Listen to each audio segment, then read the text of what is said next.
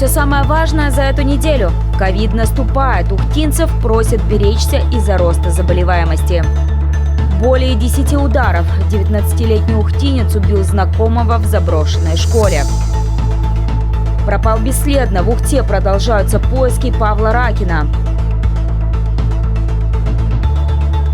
Тут не ездят. В Ухте автовладелица прокатилась по пешеходному мосту. И жажда жизни. Усыпленный пес ищет дом. Смотрите прямо сейчас.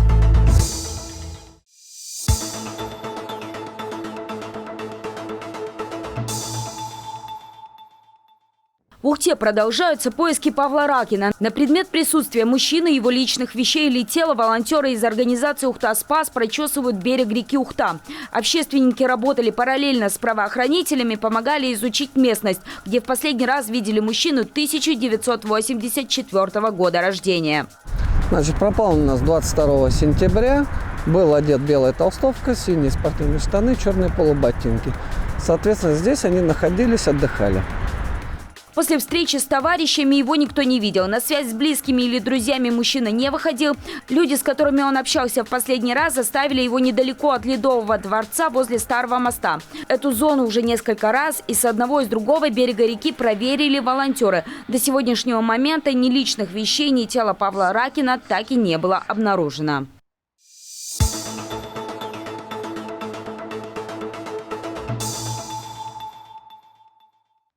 В Ухтинском отделе Следственного комитета расследуют жестокое убийство, возбужденное 2 октября. Именно тогда в заброшенном здании на Ленина, где изначально был детский сад, а после школа, обнаружили тело молодого мужчины с признаками насильственной смерти. Убитый пролежал в одном из небольших помещений здания более суток, хотя начали его искать еще 30 сентября. О том, что в заброшке находится труп, в дежурную часть сообщил 19-летний местный житель. Он заявил, что убил случайного знакомого, с которым вечером 29 сентября познакомился у магазина разливных напитков.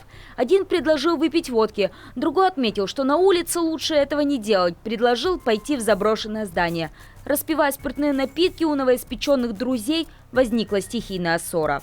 Один из молодых людей, вооружившись осколком стекла, стал наносить многочисленные удары по различным частям тела, в том числе в область жизненно важных органов, то есть лица, шеи, грудной клетки, в результате чего потерпевший скончался на месте происшествия. От деталей преступления буквально стынет кровь. За что он убил своего собутыльника, обвиняемый объяснить так и не мог. На допросе он заявил, что из-за стихийно вспыхнувшей ссоры он напал на товарища найденным здесь же ножом. Хотя по результатам судебной экспертизы орудием преступления, скорее всего, стал осколок стекла. Он ударил свою жертву один раз, но потерпевший попытался скрыться, сбежав со 2-го на 1-й этаж. Преследователь догонял его, нанеся еще несколько ударов сзади. После упал с лестницы. Его жертва забежала в небольшой закуток, который был санузлом, но нападавший хорошо знал здание, так как ранее обучался здесь. Да. То есть, получается, он прятался? Да, он прятался. Ну как он прятался? Он просто сидел и меня смотрел. Я к нему подошел, я ударил его с ноги. А как вы увидели, что он там? А я фонариком, экраном телефон осветил. Обнаружив свою жертву, нанес еще ряд ударов в жизненно важные органы. Скончался молодой человек 23 лет от кровопотери. При себе не имел никаких документов, его лицо было буквально исполосовано. Только спустя сутки после обнаружения тела его удалось опознать. О пропаже сына в полицию заявила мать. Она виделась с ним буквально за полчаса до рокового знакомства, но о том, что пропал, сразу не заявила. Молодой человек и раньше мог не выходить на связь несколько дней. Теперь обвиняемый находится под стражей. Его ждет психиатрическая экспертиза. Ранее судимому за имущественное преступление 19-летнему ухтинцу грозит до 15 лет лишения свободы.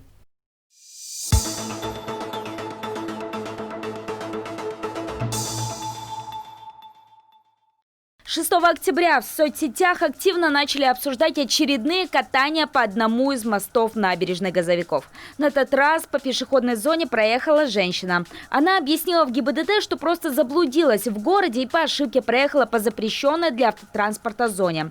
По материалам одного из новостных порталов Ухты автоинспекторы сразу отреагировали на сообщение горожан, организовали наряд и связались с владельцем машины, номера которой было видно на записанном видео.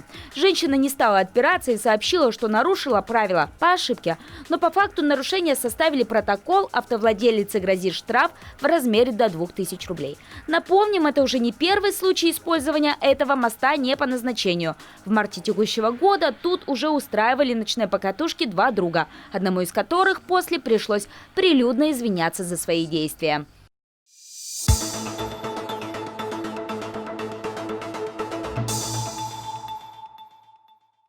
История пса по кличке Кирюша сегодня, 8 октября, облетела буквально все новостные порталы республики. Попавшую в приют Ухты овчарку, найденную на трассе, как оказалось, усыпили и похоронили в лесу.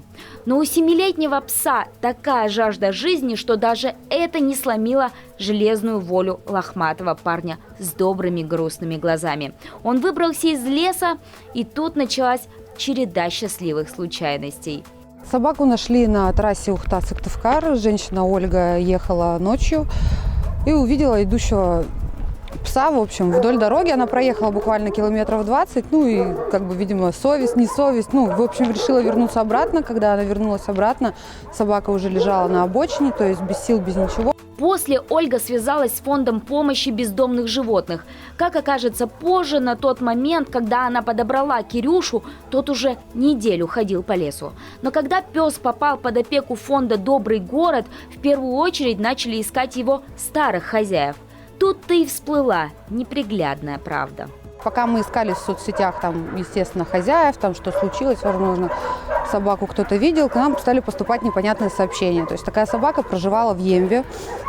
Соседи писали то, что, как бы, ну, это 100% Кирюша, и потом сами, как бы, хозяева написали нам, что это их собака, что они усыпили его неделю назад, вызвали ветеринара, и папа повез хоронить в лес. Они не понимают, как такое может быть. Вот. Но на следующий день почему-то они поменяли свое мнение, они удалили все переписки. Но теперь это уже не важно. Псу точно нужен новый дом. Волонтеры отмечают, что он очень добрый, с другими собаками не конфликтует, к людям идет хорошо. Пока неизвестно, как относится к кошкам и маленьким детям, на передержке он ни тех, ни других пока не встречал.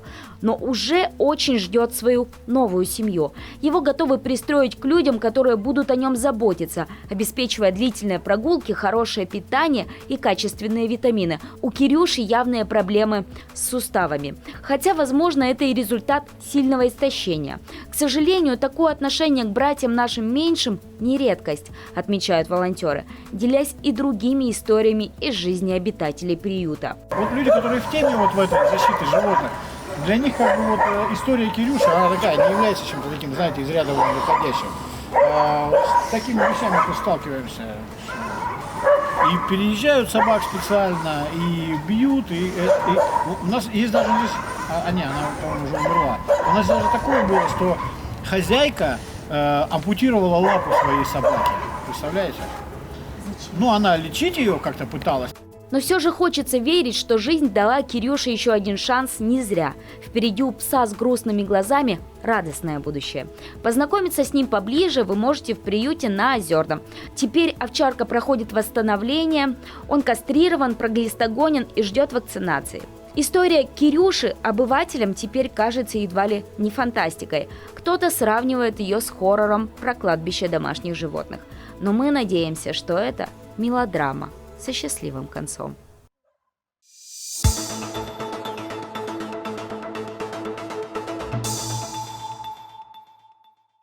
В администрации города прошел брифинг по итогам заседания оперативного штаба от 8 октября. Как следует из заявления начальника управления по делам ГОИЧС, ситуация с коронавирусом в Ухте вызывает серьезные опасения. Значит, с начала пандемии у нас на территории МАГА-Ухта зарегистрировано 933 случая новой коронавирусной инфекции. Статистика такова: 126 случаев пошло по августу из этих 933, 398 в сентябре. Значит, на сегодняшний день у нас по 6 октября уже было зарегистрировано 112 случаев, то есть мы практически за первые 6 дней переплюнули сентябрь месяц. Рост продолжается. По статистике последнего дня у нас 49 человек с выявленным диагнозом, то есть мы даем очень большой прирост.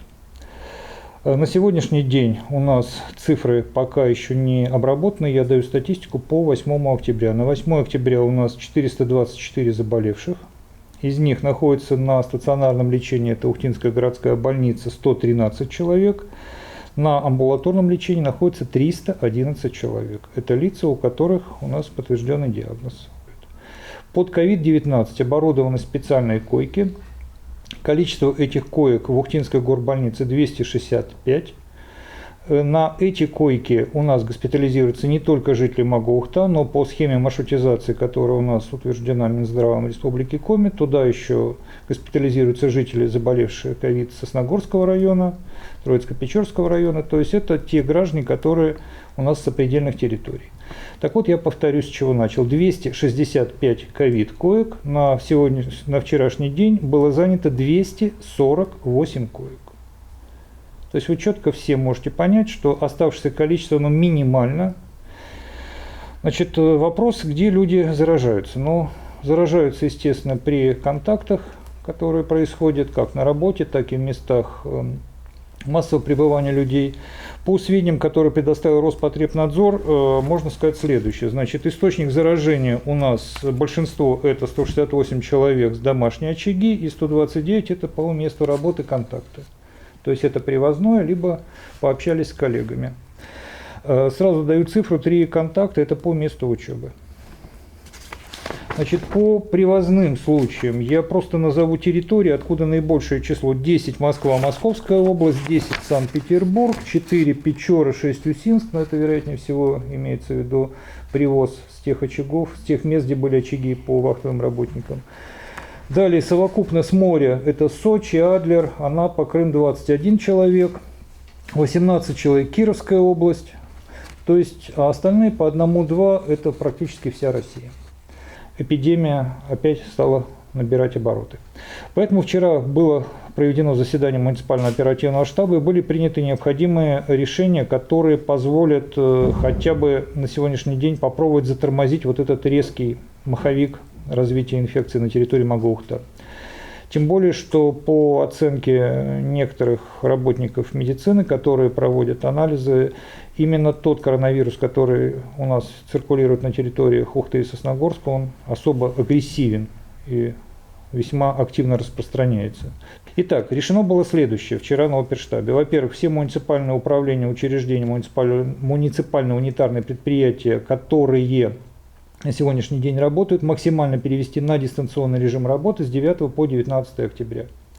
То есть этим сократить до минимума контакты между работниками и посетителями. Значит, останутся в работе у нас в очной только те подразделения, которые обеспечивают жизнедеятельность, и те, где непосредственно необходим постоянный прием посетителей по жизненным показателям. Но, естественно, управление ГУЧС оно продолжит работать, потому что на нас сейчас тоже лежит определенные обязательства по мероприятиям. Далее, рекомендовано ровно то же самое рассмотреть вопрос о дистанционной работе руководителям предприятий, организаций всех форм собственности на территории Магоухта. Еще раз, я рамки определяю с 9 по 19.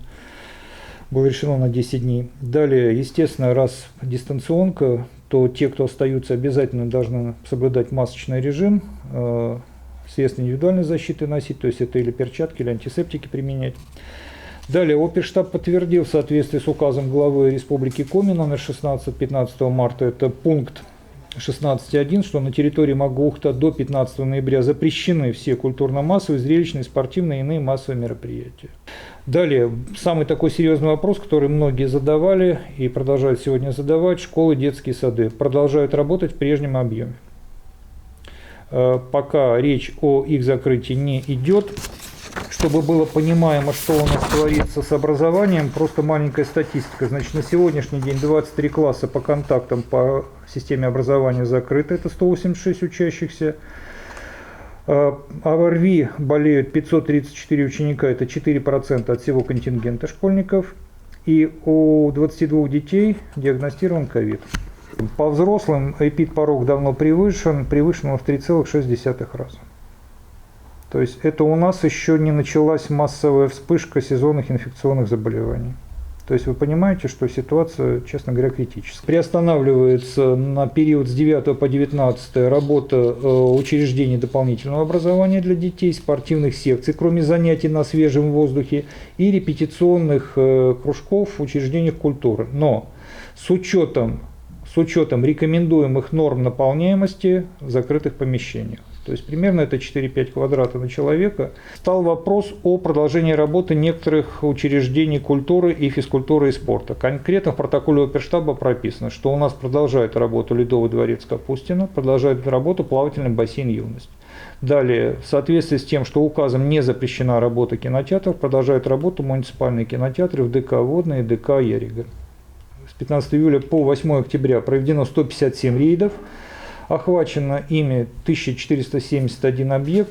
Статистикой дальше грузить не буду. Вошло все: и торговля, и услуги, и фитнес-залы, и объекты культуры, образования, бытовое обслуживание и вахтовики. Значит, составлено всего за период с 15 июля 316 протоколов о нарушениях по статье 26.1.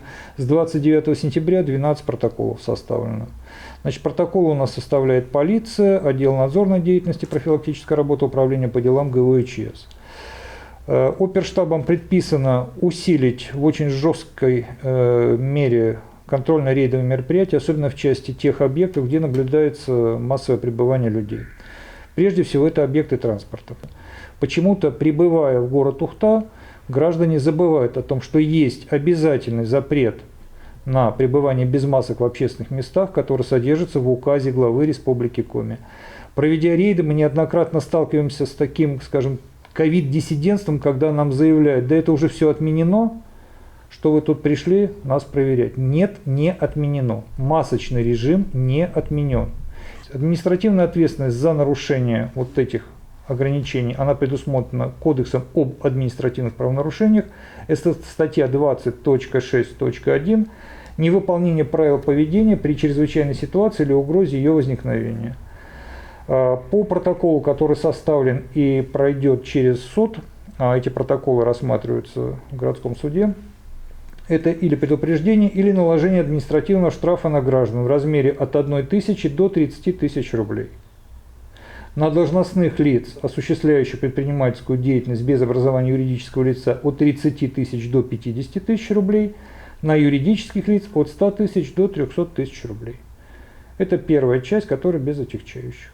Всем перевозчикам, которые осуществляют общественные перевозки на территории МАГ-Ухта, предписано: во-первых, водители, чтобы находились в средствах индивидуальной защиты, это маски на рабочем месте и кондукторы, и не осуществлять посадку пассажиров в автобус без масок. Мы начинаем рейды совместно с полицией по проверке масочного режима в автобусах. И если был период, скажем так, облегченный летом, когда граждане не штрафовались, то на сей раз лица, которые будут находиться в автобусе без масок, будут также привлекаться по статье 26.1. Человек в транспорте должен быть в маске. То же самое касается торговых объектов. На сегодняшний день в торговом центре «Ярмарка» по визуальному наблюдению увеличивается число людей, которые находятся там в масках. Мы решением оперштаба прописали следующее, я процитирую этот пункт. Руководителю ООО «Писплюс» ТРЦ «Ярмарка» организовать силами охраны торгового центра допуск посетителей в торговый центр исключительно в средствах индивидуальной защиты в полном соответствии с требованием пункта 25 указа. Управление ГУЧС, надзорные органы, органы правопорядка начнут усиливать контрольно-рейдовые мероприятия, то есть начнется, скажем так, усиление контроля за соблюдением масочного режима. Администрация города настоятельно советует всем соблюдать меры безопасности, носить маски, сократить контакты и соблюдать социальную дистанцию.